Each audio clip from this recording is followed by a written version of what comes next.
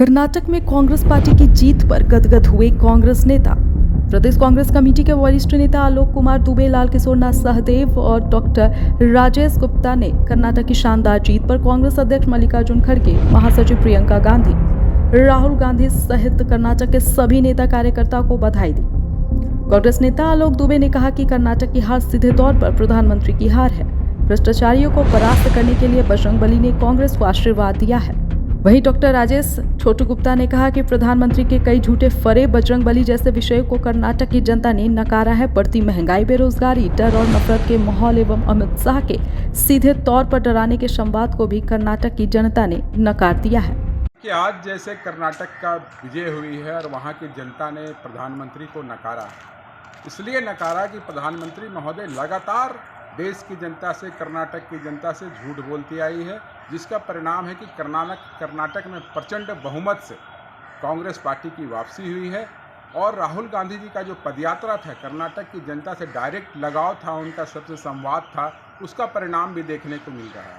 तो ये बोला जाए कि जिस प्रकार राहुल गांधी ने मेहनत करके इस देश को एक भय के मुक्ति दिलाने के लिए पदयात्रा की थी, उसका परिणाम कर्नाटक की जनता ने दी है। अमित शाह ने भी अपने भाषणों में इस प्रकार का प्रयोग किया था कि भय का माहौल पूरे देश में बना हुआ था और कर्नाटक की जनता ने इसको नकार दी है। और आने वाले समय में जहां भी चुनाव होगा, इस प्रकार के दृश्य आपको देखने को मिलेगा। चूँकि भारतीय जनता पार्टी और देश के प्रधानमंत्री का जो वक्तव्य रहा है, वो हमेशा से इस देश की जनता को गुमराह करने वाला रहा है।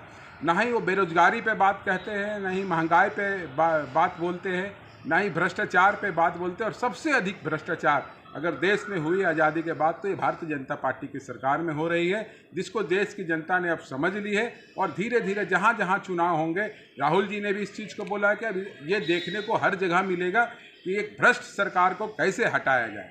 कर्नाटक की शानदार और ऐतिहासिक जीत के लिए कांग्रेस के राष्ट्रीय अध्यक्ष माननीय मल्लिकार्जुन खड़गे जी भारत जोड़ो यात्रा के माध्यम से देश में नई क्रांति का संचार करने वाले महानायक राहुल गांधी जी और कांग्रेस की तेज तर्रार महासचिव प्रियंका गांधी जी सहित कर्नाटक के तमाम नेता और कार्यकर्ता बधाई के पात्र हैं।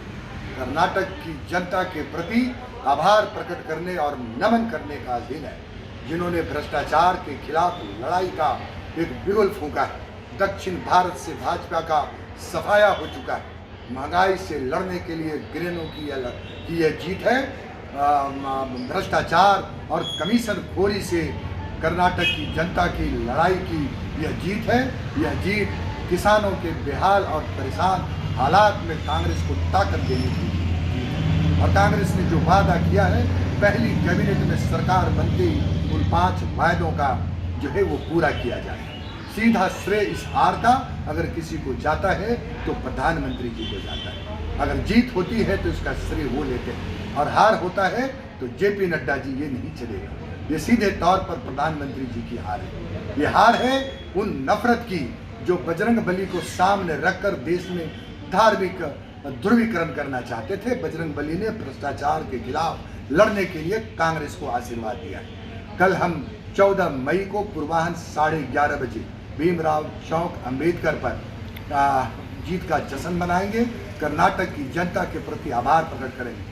आप भी आइए इस जश्न के कार्यक्रम में और आप शामिल होकर कर्नाटक की जनता के प्रति आभार प्रकट करें, उनके प्रति कृतज्ञता प्रकट करें, क्योंकि कर्नाटक की जनता ने देश को एक संदेश दिया है कि फूट डालो राज करो की नीति अब नहीं चलेगी। अब जब बात होगी तो महंगाई की बात होगी, बेरोजगारी की बात होगी, भ्रष्टाचार की बात होगी, देश की सुरक्षा की बात होगी, किसानों की बात होगी। और 2023 के कुछ राज्यों के चुनाव और लोकसभा के चुनाव का यह स्पष्ट संकेत है कांग्रेस के नेताओं के लिए, कांग्रेस के पार्टी के लिए, देश के आवाम के लिए।